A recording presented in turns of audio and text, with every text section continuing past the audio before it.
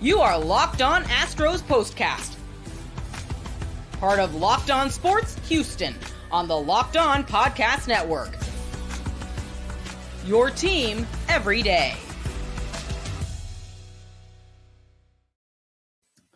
Well, not a fun end to the series for the Houston Astros. After picking up a win in Game 1 of this series, they dropped the next two, and in non-fun fashion on Wednesday, thanks to the bats doing absolutely nothing in key spots, leaving runners across the base paths all day long as they allow the Boston Red Sox to come into town and take 2 out of 3 over this first few days of the week. Hello and welcome to the Locked On Astros Postcast this afternoon. Thanks for stopping by. Appreciate you guys as always. I am your host, Michael Connor. If you don't know who I am, well, I've been around for quite a while watching your Astros, covering your Astros on the radio, and now doing it here with Locked On. If you're new to the channel, please hit the subscribe button. We continue to grow every day, and it's because of you great people hitting that subscribe button. I am truly appreciative of it.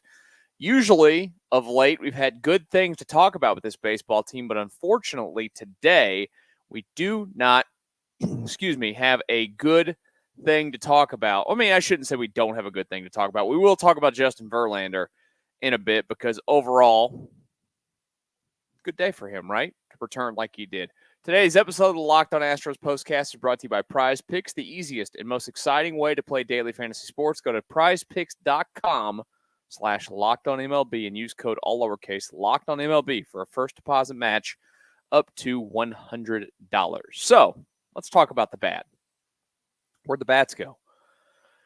The bats did a lot of things against this Boston team, just over a week ago in Boston?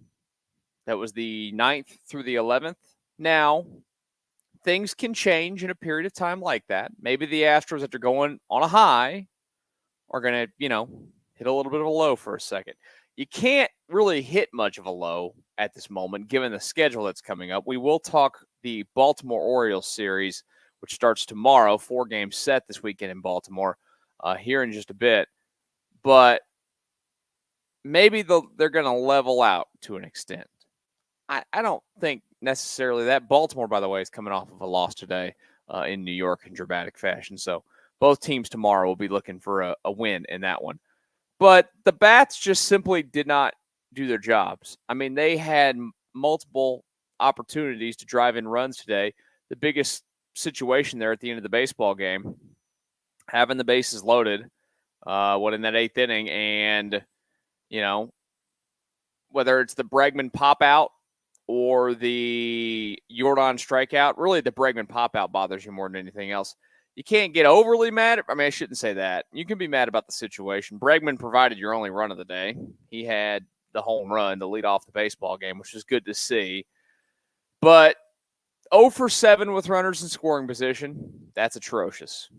Left on base today for the Astros. Well, that's 8.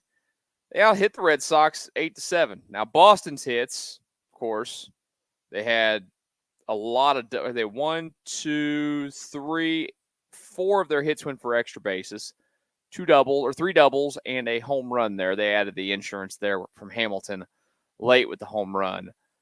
But they drove the ball with force. The Astros today, outside of the Bregman home run, had 1 extra base hit. 1. That was a double from Mauricio Dubon. When the Astros offense isn't good, this is the issue, is that they're a slappy single team when the offense isn't good, which, again, like the millionth time, and you're not going to be perfect every day. I get that. I'm not asking for that. I don't think any of us are asking for that. I think there are some of you out there, as much as I love you, are a little bit too over the top for one baseball game. I think you do it to remind yourself it's 162 games, and there are going to be days that you flat out go out there and you stink. Like you guys going to your job, or me going and doing my, what I do now, which is still a secret to you. But look, some days I go out there and I don't have my best day in my new world. I pick it up. I figure it out. I go back out there and attack the next day with what I learned from the day before. Or I just flush it, go back out there and just work hard at the next day. They're always working hard, of course, but there's just some days that you go to work and you don't have your best day. We're all guilty of that. Today was one of those days. At times, you do tip your cap to the pitching on the other side, as always, when they execute pitches and do their thing. It's baseball. It's the imperfect sport that, drives you mad, but brings you back. We all love it when they're winning 11 of 12 and they're hitting the baseball over the park and they're playing Boston just a couple of weekends ago and they're crushing their pitching left and right.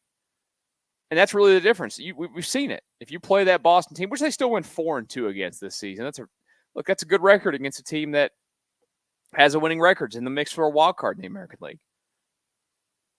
It just always stinks when you lose the last two. You win the first four to start it. And the games were still tight. I mean, yesterday you lose by a run. Today you lose by 3. But it's the opportunity when you look back on it that you hate. We'll see how the standings look going into tomorrow. The Seattle Mariners, as we do this show live on Thursday afternoon, just before 4 o'clock in the afternoon, the Mariners do not play until late tonight, 9 o'clock our time. They're still in Los Angeles playing the Dodgers. And by the way, the Mariners will be off tomorrow. So what you hope for is the Mariners lose tonight, the Astros win tomorrow, pick up another half game. You'll forget about this one. I don't think this one lingers by any means. Yesterday's loss, I think, probably hurt more than this one. But doesn't mean that losses still don't hurt. The Astros go back to 10 games over 500. And good news, too. Speaking of, losing this series, losing these games. Some of those guys on that Red Sox team, whether it's Casas doing his thing at first in this series, or Duran, who just murdered the Astros for 6 games, a little bit like Jordan did overall against Boston again this year. I know that today wasn't his best day. And, I don't know what to make. It's one of those oddities of baseball. There's no science behind it. It just happens sometimes. It's like when the Astros couldn't win games at home a couple of years ago. Like Jordan's been awful at home this season compared to the road stats. Just one of those years. Happens. But Duran just crushed them throughout this series. I am happy to not see him again. You can't completely write off seeing this team again because they could be a wild card team. They could meet at some point in the postseason. But the odds are, you're probably not going to see it. See them again, and you won't have to worry about him. They just got to flush it. They head back out on the road now. It is a tough road trip in terms of the matchups. But look, the Astros are a good baseball team. I know that they don't have a winning record against teams with a winning record this season. They're close. They could get above it on this trip technically. 7-game road trip. They're 4 under 500 against teams with a winning record, which, look, that's not good. But a lot of that stems from early in the season, the struggles early in the season against teams that were winning, and now it's a little bit different. They should still go out and win at least 3 games on this road trip, and I would say at least 4, to be honest with you, against Philadelphia and Baltimore. We'll talk about the Baltimore series coming up in just a few minutes. We also need to talk Justin Verlander, his return today. Encouraging signs for Verlander today as he returned to the mound. We'll talk about that next, right here on the Locked On Astros Postcast. Passion, drive, and patience. The formula for winning championships is also what keeps your ride or die alive. eBay Motors has everything you need to maintain your vehicle and level it up to peak performance. Superchargers, roof racks, exhaust kits, LED headlights, and more. Whether you're into speed, power, or style, eBay Motors has you covered. With over 122 million parts for your number one ride or die, you'll always find exactly what you're looking for. And with eBay Guaranteed Fit, your part is guaranteed to fit your ride every time or your money back. Because with eBay Motors, you're burning rubber, not cash. With all the parts you need at the prices you want, it's easy to make your car the MVP and bring home huge wins. Keep your ride or die alive at ebaymotors.com. Eligible items only. Exclusions apply. eBay guaranteed fit. Only available to U.S. customers. Locked On Astros Postcast on a Wednesday afternoon. Thanks for stopping by, whether you're about to kick out of work. Maybe you're working from home still. If you're one of those people, very, very lucky. Consider yourself one of the blessed because people don't get to do that as much anymore. Or you're going to watch or listen, I should say, while not watching in the car on your way home. Whatever it is, thank you for joining us today here on the Locked On Astros Postcast. Please hit that subscribe button to the YouTube page if you have not done that yet. Come back and join us after every game. This weekend's going to be a busy weekend for us here on this channel. The Astros and the Baltimore Orioles, 4-game set. 6 o'clock across 3 of the 4 games. The only day game coming on Saturday, which is a 3 o'clock first pitch. So Saturday is really the busy day for us on this channel. We will have, around that 3 o'clock time, our final Texans postcast for the preseason before the regular season gets started. We'll do that, and then we'll do the Astros later in the evening. So you get a lot of me in your life on Saturday. Be ready for that.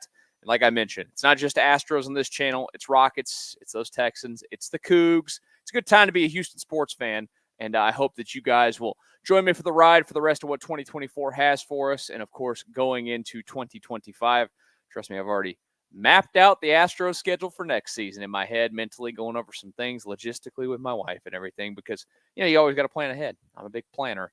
Also, if you're looking for this show on podcast, you can go and find it anywhere that you get your podcast. Search for Locked On Astros. You'll get this show and the Locked On Astros show. That's Brett and Eric. They do a wonderful job covering your Astros every day. I'm sure they're not happy about what happened with the Astros. I know I'm not happy about what happened with the Astros over the last couple of days. So check them out. I'm sure later this evening when they do their daily show on their YouTube page, you can go and subscribe to that. Or, again, find it on podcast anywhere that you get your podcast. Appreciate you guys for joining them and me on a daily basis. Really does mean a lot. Justin Verlander back for the Astros today. And I thought went better than I expected it to. Was able to get through 5 innings. Pitch count early on wasn't great. It's okay. Kind of felt his way back into it. I think the thing that stood out for me the most today with Verlander was, one, he came back and he was able to throw with velocity. There didn't seem to be any issue there. You never saw any physical issues with him at all. I think he settled in quite well. And I think the most encouraging part of his day today for Verlander was that I thought the breaking stuff was very sharp. And, when you have a lengthy period of time off where you don't pitch, and he only pitched 2 rehab starts, and that's it. I mean, he didn't even pitch a lot in them. I think he topped out at 57 pitches in the second one with the Corpus Christi hooks. But when you come back and have not done it a lot recently, I think you can realistically expect there to be a drop-off in terms of simple command of that stuff. The sharpness not being there. I thought his slider looked really good. He was able to utilize that curveball. So, he used the changeup too, which has become a thing for him this season quite a bit. I really was encouraged with it. And I think that, I am always a person that likes to look glass half full. I think that's just my nature. Everybody's got their own nature. I'm not one of these people that loves to live in the negative, especially when it comes to the Astros very often. I like to acknowledge reality. I think that's where I'm at. I don't want to be in the negative, but if it is a negative situation and it calls for acknowledging the reality, I'm going to acknowledge the reality. And I try to do that with any evaluation that I have, like whether it's earlier this season when the Astros looked terrible and they looked like they were done. I was trying to live in the moment and evaluate the situation for what it was. Like I'm going to evaluate the situation for what it is now with Verlander. We know he's not the same pitcher he once was. He's not going to get insanely deep all the time. He can, like any great athlete that's had the career that he has, they can bottle it up on one day and have a day. He is beyond capable of that. But it's not going to be the consistently dominant run that we've seen out of him for years. He's going to be 42 in February. His body's getting beaten up every year now. Like, it's just a fact. But they don't need him to be that dominant guy. Would it be great? Of course. I think when I talk about the glass half full type of guy, is that I look at the situation. Does it suck that they didn't have him for an extended period of time? Of course. Still won a lot without him. I really flipped the season around without him and Kyle Tucker, which is just impressive. But maybe they're going to get a nice and fresh version of Justin Verlander who's going to perform better in late September and in October when they make the postseason than he typically does. I think it was a little bit of a factor last year for him. Think about it. His season got started late with the Mets because he had the injury in spring training. And he missed like the first month and a half, whatever it was.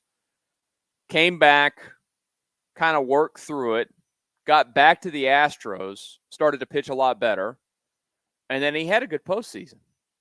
If they can get that out of him, okay, fine. We'll worry about is he going to be back next year or not? I still tend to believe that this time around, they'll probably get a deal done with him. He and, Crane, buddy.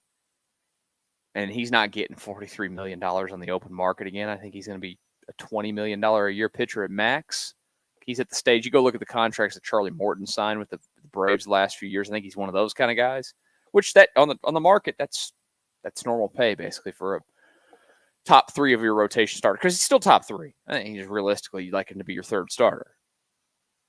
Which is crazy to think with him. Absolutely crazy. Right now, Fromber and I feel like Hunter Brown's more dangerous. But if Verlander goes out there over the next couple of months, and pitches like he did today and, is able to build up and to go deeper into games, as long as he gets back to being pitch efficient and the command looks like this, I will have confidence that the Astros are going to get a lot out of him between now and whenever the season ends in October, hopefully the very end of October. If this is going to be the last stretch for him, because the option, by the way, is not going to vest, if you're wondering why I'm saying this could be it, because he's not going to hit 140 innings. He's up to like 60-something now. He's not getting 80 innings between now and the end of the season. That's not happening. He'd have to basically throw complete games, and I don't even know if he'd make it then, because I'd have to map out how many starts he's going to make. It's not going to be 10, 6, 7, maybe 8. No, can't even be 8 at this point. Oh, gosh. Why am I doing this to myself? I'm going to look it up now. Hey, it's not going to be – you're not even going to be 8. He's going to be 1, 2, 3, 4, 5. He's going to be 1, 2, 3, 4, 2, 3, 4. He's going to get 5 or 6 starts. Probably 5. Maybe 6. It's not happening. So he couldn't even reach it there. But I liked what I saw today. I did. I thought it was encouraging. I thought that it was way sharper than I could have expected it to be. And you know what? I'm glad. They could absolutely use Justin Verlander at the top of the rotation with Fromber leading them in. And then Hunter Brown behind him. And Yusei Kikuchi behind him. You could go into the postseason feeling okay about what you got rotation-wise. Which is a far cry from what you felt a couple months ago. Because I think that was the thing that haunted me the most, was that how is this team going to go out there and consistently put up the level of pitching that we're accustomed to as fans and that they're accustomed to as a team? I didn't know. And here they are, getting the ball rolling in the right direction. Let's go ahead and talk about the series that's coming up this weekend in Baltimore. It's a big one. It's a doozy. There is something on the line in this series, possibly. Every game matters against teams that are ahead of you in the American League standings. And this is a team that's ahead of you in the American League standings. Can the Astros go up there and at least split this weekend series? We'll talk about it next here on the Locked On Astros Postcast. I've asked you guys this question before, and I'm going to ask you it again. Are you playing PrizePicks? Why not? It's fun. It makes games exciting. It puts a little bit of extra juice to it. I enjoy it. I can't wait to have football back and to be playing PrizePicks. I think I'm a sucker for loading up on receivers and their numbers. I just am. I just love playing the receivers. I also love NBA action on PrizePicks, honestly. That is a lot of fun when it comes to points, rebounds, and assists. That's my bread and butter over there with PrizePicks. But PrizePicks is America's #1 daily fantasy sports app with over 5 million active members.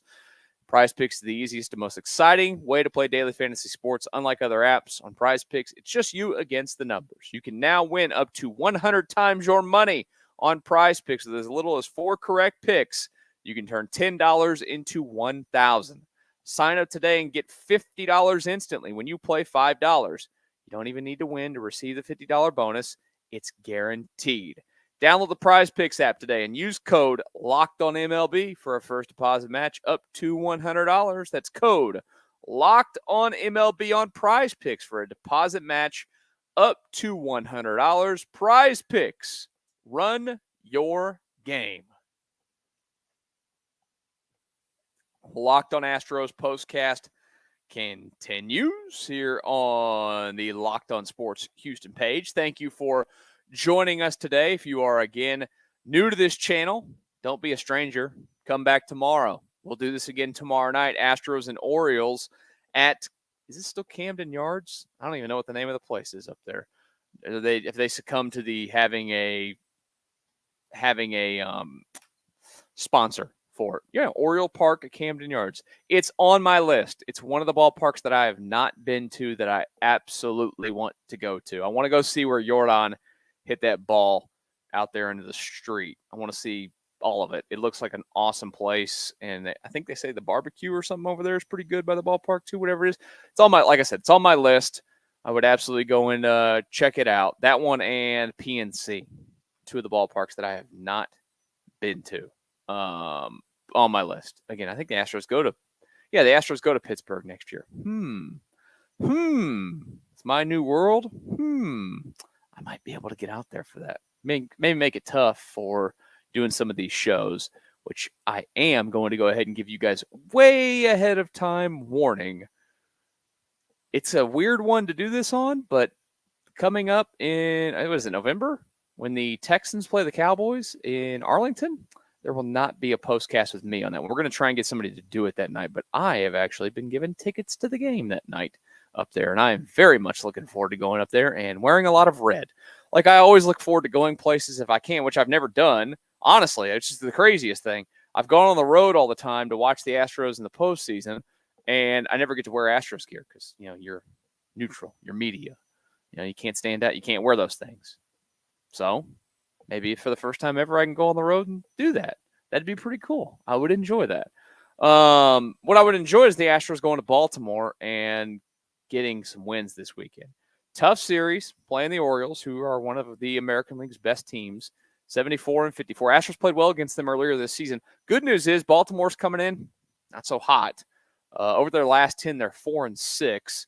They lost today to the Mets in dramatic walk-off fashion. Jesse Winker hit a bomb to win the game for a walk-off and had, if you've not seen Jesse Winker's celebration today, running around the bases to celebrate the walk-off home run, it's something.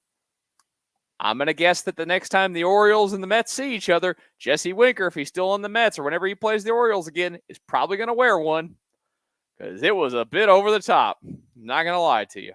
I don't have a problem with it. I think baseball's fun when you do these things, but you know how old curmudgeon-y baseball is. They get nice and hot and bothered. Don't give up the home run to lose the game, and maybe the guy won't pimp the you-know-what out of it. Maybe the Astros can't hit walk-off home runs against the Baltimore Orioles, of course, this weekend, but they can hit home runs to win baseball against. It's a ballpark that is a lot different than it's been in the past. Left field is now a graveyard. I think the series kind of, I don't want to put it on one man, but man, Jordan Alvarez find his swing again, please. That would be great. Astros, if you don't remember, did sweep Baltimore earlier this season at Minute Maid Park. That was the 21st through the 23rd of June. Those games were a lot of fun, too. 14-11 in the first one. Then the Astros won 5-1, 8-1. So they outscored Baltimore in that series 27-13. The Astros scored 27 runs. Well, I guess give me 30 runs. They score 30 runs this weekend. They're taking at least 3 or 4, right? And maybe take all 4. should take all 4, right? Score 30 runs in a 4-game series. Please, that'd be great. Just don't bottle them all up into one game like they did a few years ago when Jordan hit those baseballs all over the place up there in Baltimore. But it's a tough series. It is a series that matters. The Astros want to claw their way up to the spot of one of the better records in the American League where they could, go ahead and possibly have a first-round bye. You got to beat these teams that are in front of you like this. And that is something that, is going to be interesting. By the way, real quick, did want to give an update after the game today from Chandler Rome. He was asked when he may get back to playing third base. Alex Bregman said it's going to be a fluid situation for the rest of the season. There's still swelling in the elbow. Some gremlins in there are causing it, he said. But Bregman did resume throwing today. They're not going to tell us, but I'm guaranteeing you he doesn't play third base again. He's got something wrong with his elbow, like something legit wrong with his elbow. So, Alex Bregman, DH, go ahead and prepare yourself for it the rest of the season.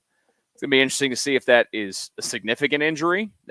Does it require that word TJ, which players can play through, but does it do anything to his market this offseason as well?